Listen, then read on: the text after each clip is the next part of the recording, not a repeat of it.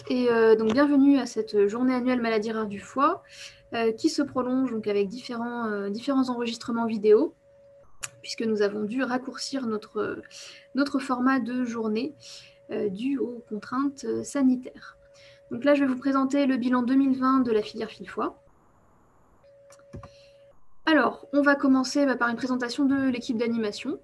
Donc l'équipe d'animation se compose du professeur Olivier Chazouillère, qui est l'animateur de la filière fil-foie, de moi-même et de 3 membres de l'équipe, donc que sont Paola Squarzoni, notre coordinatrice recherche, Gab Arrivel, notre chargée de mission formation-information, et Émilie Lebeu, qui est en charge donc, des volets médico-sociaux, PNDS, transition ETP et récemment DRCP.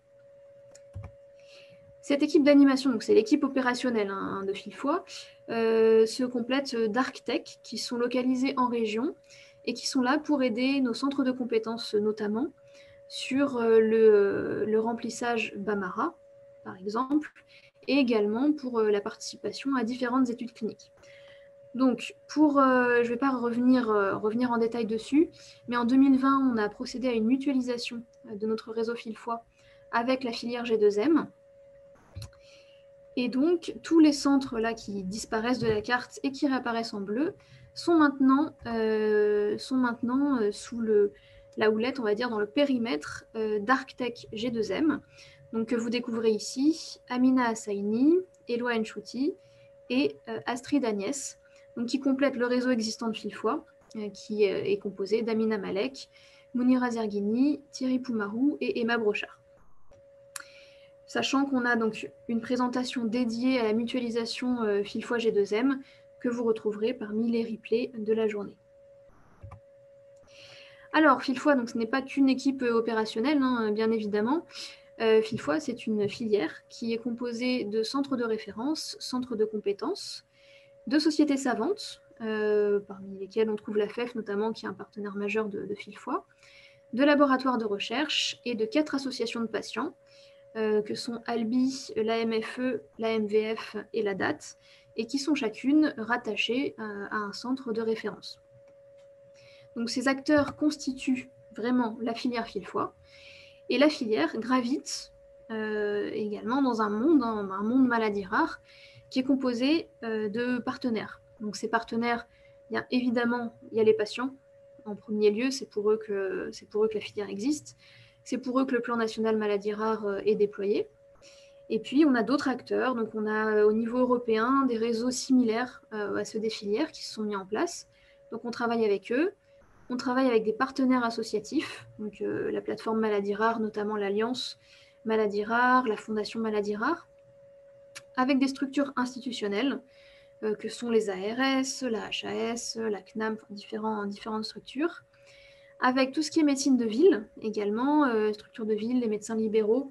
On a notamment un partenariat avec le congrès de médecine générale pour sensibiliser aux maladies rares, des laboratoires pharmaceutiques, et puis les autres filières de santé maladies rares avec lesquelles on aborde des sujets transversaux à nos filières. Alors, une présentation rapide de l'organigramme opérationnel donc, de la filière fil-foie. Donc l'équipe d'animation que je vous ai présentée, donc ça c'est le niveau opérationnel, exécutoire, les petites mains, comme on les appelle. Derrière, on a un niveau stratégique. Donc le niveau stratégique, c'est ce que vous voyez en orange. Donc on a un comité de pilotage de fil-foie qui est là pour mettre en place, proposer une stratégie de la filière, un calendrier d'action, reprioriser certaines actions en fonction des événements ou des appels à projets qui peuvent ponctuer nos années. Un comité scientifique qui, lui, est là pour émettre des recommandations sur les projets scientifiques qui seront soutenus, notamment par les ArcTech qui sont localisés en région. Et très récemment, un comité pédagogique qui est venu s'ajouter donc à ce niveau stratégique. Je reviendrai là-dessus un tout petit peu plus tard. Et au-dessus, donc celui qui est le comité qui chapeaute un peu tout ça, c'est le comité directeur. Donc là, on est sur une partie décisionnelle et le comité directeur valide les stratégies et les actions qui sont proposées par le comité de pilotage, valide les recommandations du comité scientifique et valide donc par exemple le budget, le rapport annuel et redescend toutes ces informations à l'équipe d'animation qui doit les déployer. Alors, le comité pédagogique de Villefoy, donc c'est une nouveauté qui a été mise en place à l'automne 2020. Pourquoi? Tout simplement parce qu'on a des projets de formation qu'on avait prévus, planifiés donc pour 2020, notamment la mise en place d'un MOOC, maladie rare du foie, et la création d'un diplôme universitaire, maladie rare du foie. Vous avez un focus formation qui va compléter cette présentation, sur lequel on revient un peu plus en détail sur le MOOC et le DU. Sachez simplement que, en 2 mots, le MOOC, c'est plutôt des actions donc, de sensibilisation auprès d'un public assez large qui va constituer dans les médecins libéraux, des médecins généralistes, des internes, des infirmiers, ceux qui veulent vraiment se sensibiliser et savoir avoir les grandes lignes, quelque part, des maladies rares du foie. Et puis un diplôme universitaire qui viendra ajouter une couche beaucoup plus formelle de formation, cette fois-ci pure, sur les maladies rares du foie. Comme à peu près tous nos comités, donc ce comité regroupe différents intervenants, des représentants de nos 3 réseaux, le réseau AVBCG, MIVBH et le réseau MVF, des représentants de centres de compétences, des représentants de patients, bien évidemment, et puis notre chargé de mission information-formation. En plus donc de ce comité pédagogique, nous avons des nouveaux groupes de travail qui ont été mis en place en 2020. Donc les groupes de travail, l'idée c'est de pouvoir avoir une réflexion commune sur différents axes pour orienter la mise en place d'actions, pour qu'elle soit le plus pertinente et le plus consensuelle possible. Donc nous avons constitué en 2020 2 groupes de travail. Un groupe de travail éducation thérapeutique du patient, donc là encore qui regroupe des représentants des différents réseaux, des représentants de patients. Et puis une infirmière ETP, donc ça c'est dans les groupes de travail, parfois on fait intervenir des personnes qui sont on va dire, qui vivent le sujet au quotidien. Et puis un groupe de travail, base de données de la transition, donc là qui est un sous-groupe de travail du groupe transition, et qui va se concentrer sur l'action de mise en place d'une base de données dédiée à la transition. Et là, de la même manière, on a décidé d'y introduire une des arcs du réseau Villefoy, parce que les arcs, c'est ceux qui saisissent dans les bases de données, donc c'est très intéressant qu'ils puissent donner cette vision terrain en amont du projet. Alors, passons maintenant au bilan en lui-même, vraiment les actions, ce qui a été effectué en 2020. Et on commence par une action vraiment majeure au sein des différentes filières de santé maladies rares, c'est l'action BNDMR. BNDMR, c'est la base nationale de données maladies rares. Et là, vous voyez donc une carte qu'on présente de façon assez régulière sur le déploiement de la BNDMR, d'outils à la saisie pour la BNDMR, donc que sont des outils type Bamara ou des fiches maladies rares, sur les différents centres du réseau Villefoy. Et là, vous voyez que la carte, en fait, commence à être quasiment à 100% verte. Donc, en 2020, à part Papeete, qui n'est pas encore ouvert, et Angers, mais on a un recensement sur papier, tous les centres du réseau Villefoy ont été ouverts aux outils de saisie. Et donc, les arcs tech qu'on a présentés plus haut saisissent dans l'intégralité des centres du réseau Villefoy. Alors, cette saisie, justement, où est-ce qu'on en est? Parce que ça fait quand même quelques années qu'on est dessus. Eh bien, cette année, on a dépassé notre objectif. Alors, qu'est-ce que ça veut dire? Ça veut dire que lors de la labellisation de la filière, on avait estimé le nombre de dossiers de patients à saisir à 12 500. Aujourd'hui, on a recensé 13 591 patients, ce qui fait qu'on est à 109% de patients saisis. Alors pourquoi? Eh bien, tout simplement parce que les estimations, déjà 2016, c'était 4 ans en arrière, donc ça commence à dater un petit peu. Et puis les estimations ont été faites de façon globale, donc on sait qu'on a encore pas mal de patients à saisir, quelques centaines, ce n'est pas rien. Mais voilà, on a dépassé ce chiffre symbolique, ce nombre symbolique plutôt de 12 500. Alors, comment est-ce qu'ils sont répartis ces patients? Donc vous voyez sur le graphique qu'on a des pics importants, notamment 3 pics, qui sont Beaujon, Bicêtre et Saint-Antoine. Donc, ce sont les 3 centres de référence coordonnateurs de la filière. Donc, c'est assez logique que les filières actives les plus importantes se retrouvent dans ces centres. Et puis, on a quand même des centres qui sont très actifs. On voit Toulouse, Rennes, Lyon, Bordeaux, voilà, des centres qui saisissent également.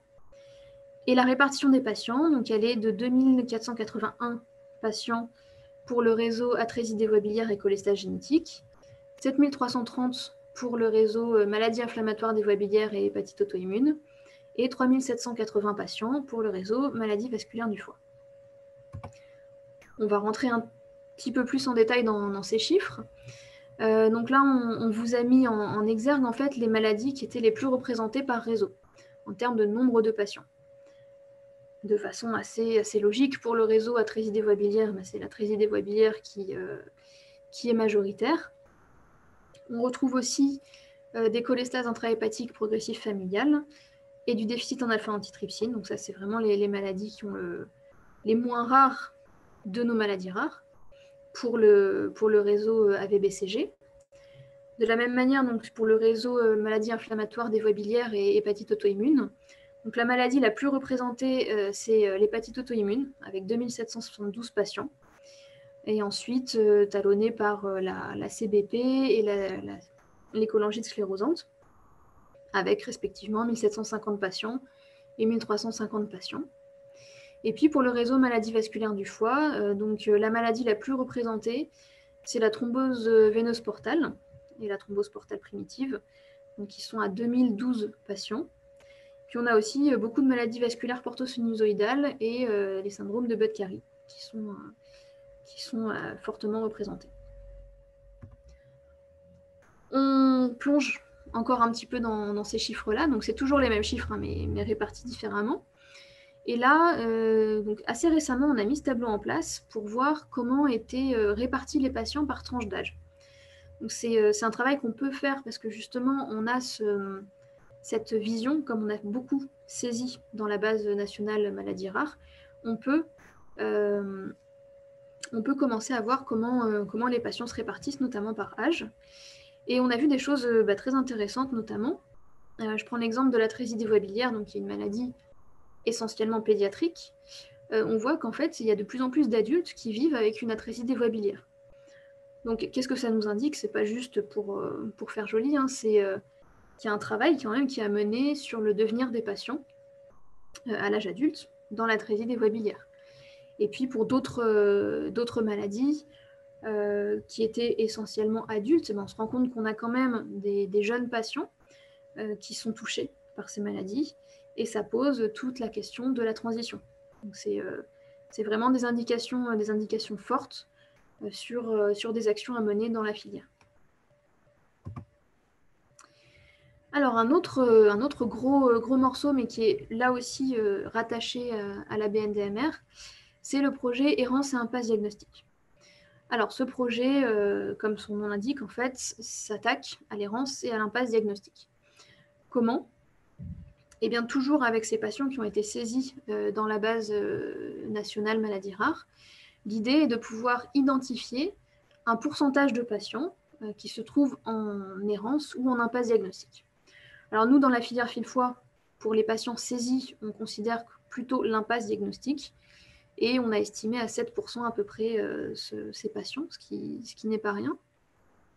Donc on a proposé un plan d'action. Un plan d'action pour travailler sur l'impasse diagnostique. Donc d'abord, une revue des dossiers qu'on a entamé sur la fin 2020. Une revue des dossiers d'impasse diagnostique, déjà pour vérifier que les patients sont effectivement en impasse diagnostique et que ce n'est pas des dossiers qui ont été mal renseignés, parce que ça peut arriver. Et puis pour ces dossiers, justement, saisir une description clinique et des signes supplémentaires pour être capable de dresser des portraits, on va dire, de situations similaires d'impasse diagnostique. Ensuite, évidemment, interviendra une validation des données, une rédaction aussi de guides de règles de codage pour vérifier que chacun code exactement de la même manière une impasse diagnostique, par exemple, et la constitution d'un observatoire pour que ce travail en fait ne soit pas fait de manière ponctuelle, mais soit fait de façon récurrente. Et dans un dernier temps, l'idée c'est de reprendre justement ces descriptions cliniques et ces signes atypiques de patients en impasse diagnostique et de voir si on ne peut pas déterminer des profils, des phénotypes similaires et pourquoi pas faire appel en fait au séquençage génomique qui se développe énormément en ce moment et qui est très lié à ce dossier errance et impasse diagnostique pour se dire peut-être qu'on a des possibilités de diagnostic à travers ce séquençage génomique. En parallèle, on a voulu garder un volet errance diagnostique, mais on considère que l'errance diagnostique, c'est plutôt en dehors du réseau Fil-Foi.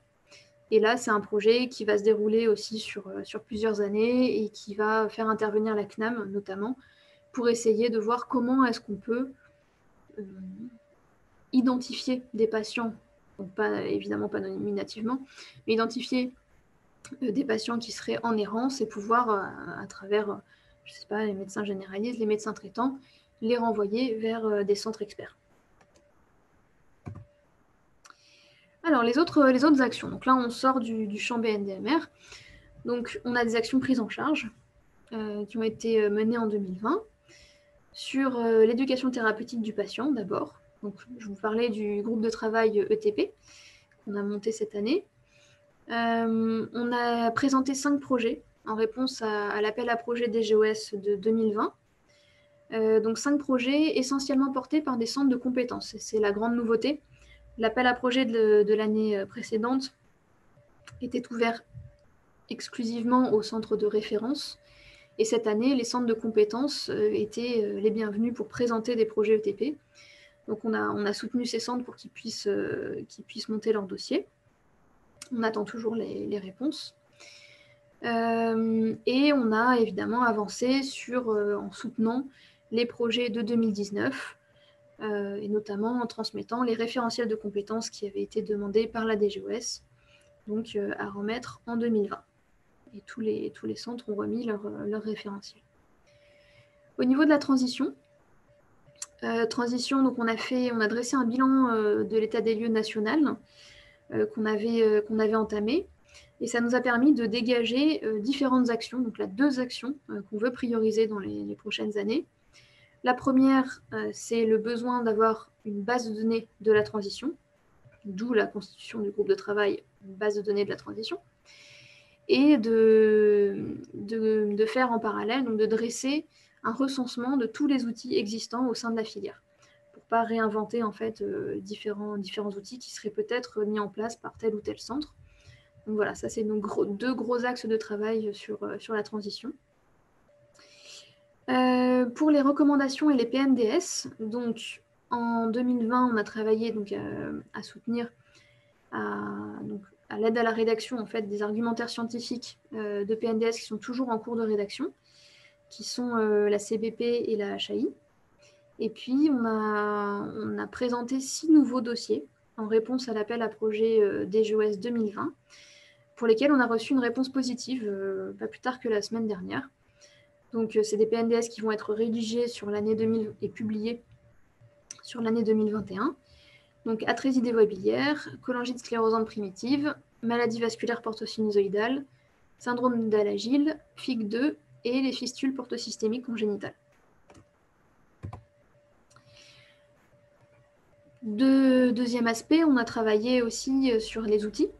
Donc là, c'est un outil RCP, donc sur les réunions de concertation pluridisciplinaires. On avait commencé à mettre en place un outil donc, toute fin 2019. Et là, le déploiement a bien avancé.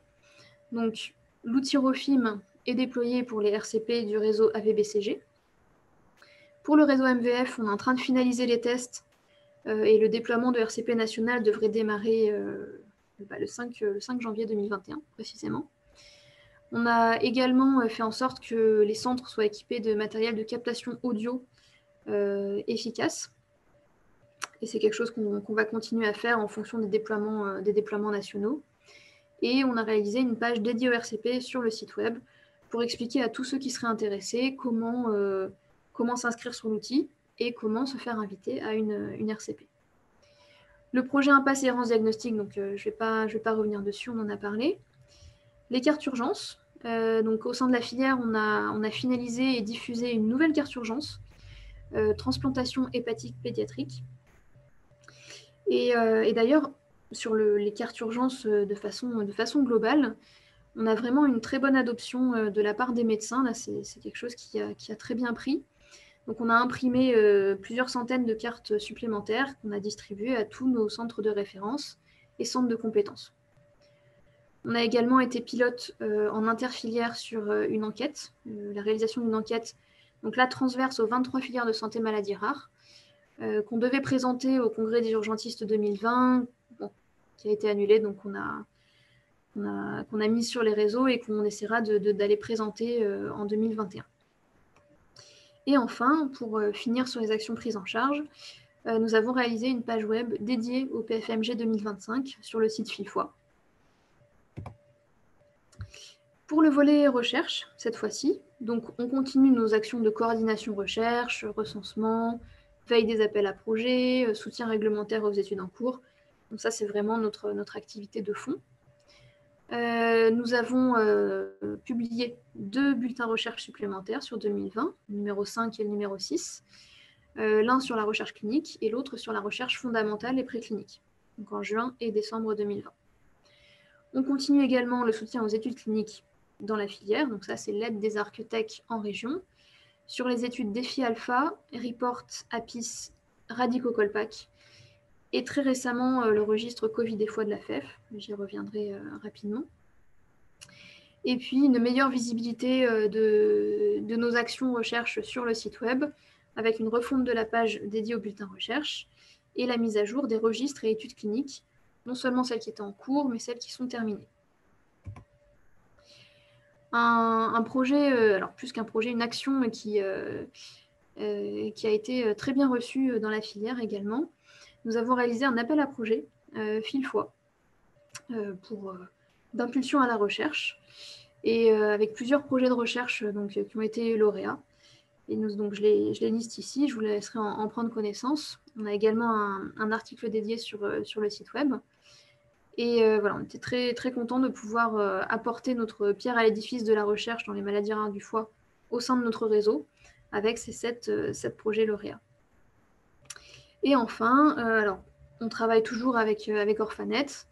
Donc on fait le suivi de la demande de création de l'entrée maladie portosinusoïdale en lien avec le RN Rare Liver. Et là, le mois dernier, nous avons mis en place un accord de transfert de données pour récupérer la liste des laboratoires de recherche déclarés affiliés à Filfoy. Donc là, c'est dans l'idée de faire un recensement encore plus exhaustif des acteurs recherche qui gravitent au sein de notre réseau. Alors l'Europe, donc c'est le troisième volet d'action que je vous présente. L'Europe qui prend une place vraiment importante dans le quotidien des centres. Donc, on a renforcé cette année notre coordination avec le RN Rare Liver. Donc, Rare Liver, c'est un ERN qui est dédié aux maladies rares du foie. C'est vraiment la filière Filfoy, mais au sein de l'Europe. Donc, bon, les participations aux réunions, la suivi des demandes, donc ça, c'est quelque chose de récurrent. Mais on a également proposé une feuille de route, en fait, pour savoir quelles actions pouvait effectuer Filfoy au nom des centres de référence qui font partie de ce réseau ERN, notamment pour les soulager des différentes demandes qui émanent de l'ERN et qui sont de plus en plus fréquentes. Donc on a proposé voilà, cette feuille de route et cette répartition d'actions entre Filfoy, donc l'équipe opérationnelle de Filfoy et les centres de référence. Une des conséquences directes, c'est qu'on a répondu à une sorte d'appel à participation sur l'harmonisation de la collecte des données au niveau européen. Donc on a proposé de participer à ce groupe de travail sur l'harmonisation de la collecte des pratiques de collecte des données, sachant qu'on a toute notre expérience avec le réseau ARCTEC Filfoy qui existe depuis 2017. Et ça, on a répondu au nom des 3 centres de référence qui font partie de l'ERN. Bon, on a eu quelques quelques travail, on va dire, on a un peu, on a dû lever quelques difficultés, voilà, des blocages administratifs, mais le dossier a bien été soumis donc à ce CEF 2020 et nous attendons les résultats. En parallèle, donc, on fait le suivi des dossiers du call de l'ERN pour l'intégration de nouveaux centres de référence. Donc, on a 2 centres qui sont candidats, Lyon et Paul Brousse, qui auraient dû recevoir leur réponse cette année, mais ce qui a malheureusement été un petit peu retardé par rapport à la crise sanitaire. Mais donc, on suit le dossier de très près. Et un soutien aux associations également. C'est des acteurs qui doivent aussi prendre leur place sur la scène européenne. Donc, il y a un soutien de Fil-Foie aux associations dans la participation à l'ERN. Et ce qu'on a fait récemment, donc en plus de promouvoir leur travail, on a récupéré un livret patient qui avait été réalisé par l'ERN sur la PFIC en anglais, qu'on a traduit et adapté. Et on va proposer cette version francophone pour tous les pays francophones de l'ERN. Difficile de clôturer un bilan 2020 sans parler de la Covid-19, bien évidemment, donc, qui a chamboulé certaines activités et qui en a provoqué d'autres. Donc, au sein de la filière Fil-Foie, on a entrepris des actions suite à la crise sanitaire. D'abord, on a été la première filière à solliciter la BNDMR pour créer un code spécifique Covid-19 pour faciliter les études Covid qui allaient ensuite en découler. On a recensé les initiatives de registres qui se sont mis en place donc sur maladies rares du foie et Covid-19. Et on a décidé de participer à l'inclusion de patients, des patients maladies rares dans le registre de la FEF. Donc ces inclusions sont toujours en cours actuellement. Et ce qu'on a fait aussi, c'est émettre et diffuser des recommandations Covid pour les patients maladies rares du foie, au format vidéo, au format article sur le site web, et avec une veille, parce que les recommandations ayant évolué, on a à chaque fois fait en sorte que les patients maladies rares du foie puissent avoir l'information la plus à jour et la plus accessible possible. Au niveau des actions qui ont été annulées, donc les actions annulées, c'était essentiellement de la participation au congrès. Les congrès étant annulés, on n'y a pas participé. Donc les rencontres ORN de 2020 en présentiel ont été annulées. On devait reconduire un partenariat qu'on avait eu en 2019 avec Aime ton foie. L'événement a été annulé également. On avait proposé une subvention d'internes reporters pour que ces internes puissent assister à des congrès, nous faire des rapports. Cette action a été annulée en 2020. Elle est reprise évidemment sur 2021 dès que les congrès reprendront. Et puis de la même manière, on a adapté donc, la présentation de l'enquête interfilière carte urgence. Donc, le congrès étant annulé, on l'a diffusé via les réseaux. Et pour notre présence, normalement sous forme de stand, à la FEF et au GFH-GNP. Donc la FEF a été maintenue mais sans espace exposant et le GFH-GNP s'est tenu à distance. Et 2 actions qui ont été retardées mais qui devraient démarrer sous peu. Donc déjà le soutien à la journée maladie rare du foie à Caen, qui avait été repoussée une première fois à décembre 2020 et qui finalement est repoussée au printemps 2021. Ça ne fera pas partie de nos actions 2020. Mais cette journée devrait bien se tenir et on a hâte d'y participer. Et puis le démarrage du projet de mise en place du diplôme universitaire qui devait se faire notamment avec 2 filières qui ont été très impactées par le Covid, que sont G2M et muco, sur la mucoviscidose. Alors, on va parler de la suite, parce qu'on est en décembre 2020. Qu'est-ce qu'on fait en 2021 ? Donc, je ne vais pas tout détailler, mais on a fait un petit focus sur différentes actions, toujours avec prise en charge, recherche, Europe, formation, information. Donc, dans la prise en charge, le projet Erancin base diagnostic va nous prendre ça va être un gros morceau à traiter. On continue bien sûr nos actions transition avec le groupe de travail base de données de la transition. Le livret d'information aux patients également, qui est une action qu'on voulait mettre en place dont on a beaucoup discuté en 2020, qui a été recadré et qui devrait intervenir donc sur 2021. Et puis la finalisation du déploiement de l'outil RCP et le recensement des traitements d'intérêt.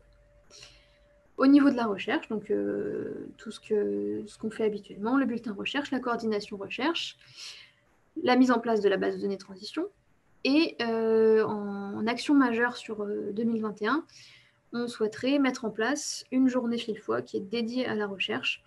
Donc c'est un projet qui démarre et qu'on espère voir aboutir sous peu. Au niveau de l'Europe, donc la participation au projet auquel nous avons postulé, si nous sommes retenus, et puis ce renforcement de l'accompagnement, de la coordination avec les centres et avec les associations. Et enfin, sur le volet formation-information, donc organiser nos journées annuelles, on va revenir là-dessus en présentiel, on espère. L'ouverture du MOOC, qui devrait se faire à l'automne 2021, le projet du diplôme universitaire, et puis la mise en place des internes reporters, par exemple, pour participer au congrès. Et dernière action, donc là plutôt sur tout ce qui est information, en interfilière, on a décidé de participer de façon très active à la mise en place d'un portail web unique pour les filières de santé maladie rare. Ce projet, donc c'est des choses qu'on suit au quotidien. Ça ne veut pas dire qu'il n'y a plus de place pour quoi que ce soit. On est toujours preneur des idées, des projets, des vôtres. Donc n'hésitez pas à solliciter l'équipe d'animation. Et puis si on peut aider, si on peut intégrer des nouveaux projets, s'il y a des besoins, n'hésitez pas à nous les remonter. C'est vraiment comme ça qu'on avance tous ensemble. Dernière petit point, donc c'est sur la journée, les journées en fait, parce que cette journée annuelle devait être des journées annuelles, puisque la journée fil-fois et les journées des centres fusionnées sur un seul événement sur 2 jours en présentiel. Donc, cette année, évidemment, avec les circonstances sanitaires, nous avons dû présenter une version raccourcie de l'événement au format digital. Et nous espérons en 2021 pouvoir tous vous retrouver pour traîner un nouveau format de journée annuelle sur 2 jours. Merci beaucoup. Et si vous avez des questions, n'hésitez pas à me contacter à mon adresse email.